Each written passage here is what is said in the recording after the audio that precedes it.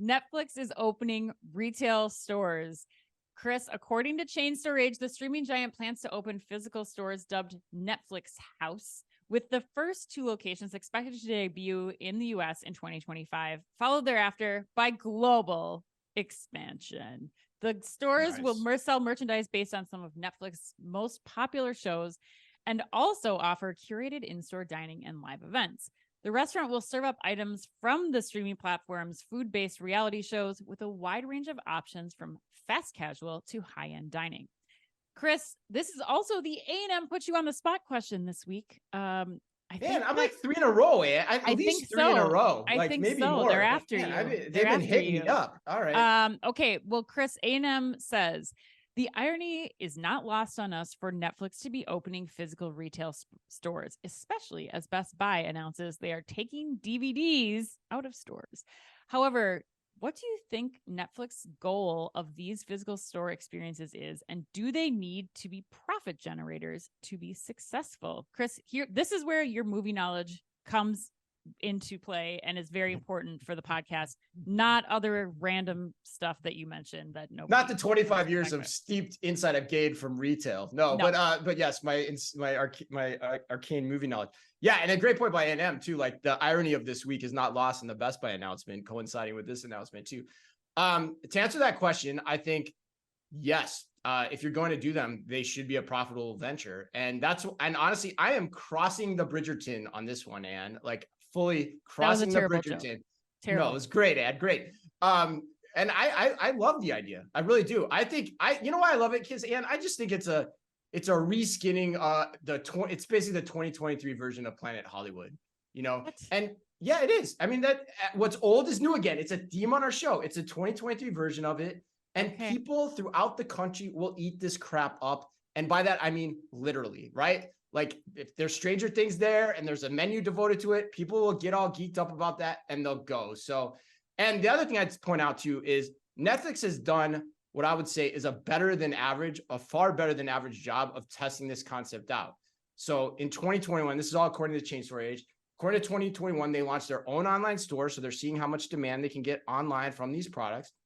In 2022, they announced they opened over 2,400 hubs, Netflix hubs within Walmart stores. So they're getting a sense of what selling this product in stores could mean for them.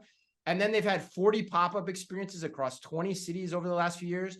And then also in July, they opened up their first pop-up restaurant in the La Brea neighborhood of Los Angeles, an experience called Netflix Bites, which according to Chain Store Age was a temporary venue that offered fare from several well-known chefs from shows that I know you love, Anne, like Chef's Table and Iron Chef, Quest for an Iron Legend. What a great name. So it seems smart to me. It hits the market. I think that's out there given past concepts we've seen, like Planet Hollywood, like Hard Rock Cafe, and it's been testing it smartly in iterations along the way. So, and my last thing I would say on this, give me some Demogorgon on a plate, and I want to try it. I want to see what that tastes like. I love this idea. I wonder what Demogorgon would taste like. I know, it's kind of crazy. So gross. Like, it probably tastes like chicken, right? Ugh, God. Ugh, so disgusting.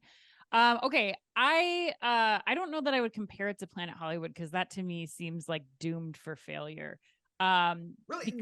Those have been around for like 20 years. I don't know if they're still not around anymore. They were around for a long time. Hard Rock's still around. Fair enough. But I think the first thing that you have to ask yourself, and I think A&M smartly asked this question, is how scalable this idea is. Like, pop-ups are one thing, but when you start talking about chains of these experiences all over the globe, I think that's a different scenario.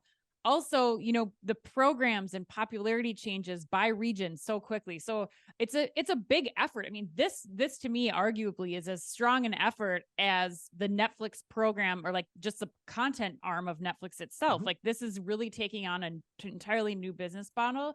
But I think, to your point, they've done some solid pressure testing. And if they can, figure out a way to make this scalable, I think it's brilliant. The model that I actually compared this to would be something more along the lines of like Spirit Halloween. Like, they figured out how to go into these places, do short-term leases, and in one, 60-day period, they're making $650 million in revenue. And I think that if you look at that model and figuring out how to make that work across the country for short periods of time, because these shows are not, it's not something like a Hard Rock or a Planet Hollywood where you can just set it and forget it.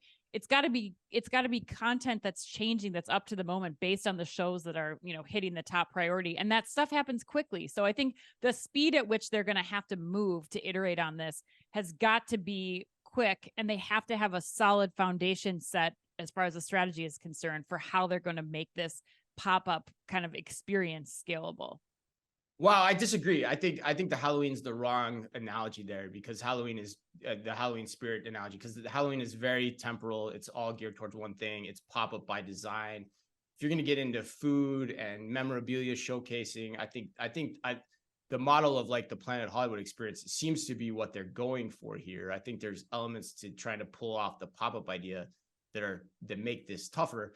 And inside that standing evergreen experience, you can also still change out the content as well towards the different shows and get the memorabilia from the different shows in there, and then change out the culinary experiences too. But trying to get in the culinary side of pop-up is almost is very challenging for sure. I mean, and not to say that they couldn't do that differently. They're doing it now with pop-ups though, so I think they have to figure out how to most quickly turn this over, because I don't think it's going to be successful if it just turns into a Planet Hollywood, every single Netflix thing all over the store. I think it's going to have to be very thematic, like what we saw them do with the Stranger Things experience, where it's like you're going all in. It turns into like a Barbie situation where it's like, yes, we're dressing up, we're getting ready to go to this place. Like, I think it's going to have to be more specific to theme for it to be successful than just like a Netflix restaurant. But I agree with that. I actually think what they're probably learning from the pop-up experience is that it's not enough time to liquidate the inventory that they're putting into these buildings. And so therefore, yes, they have to have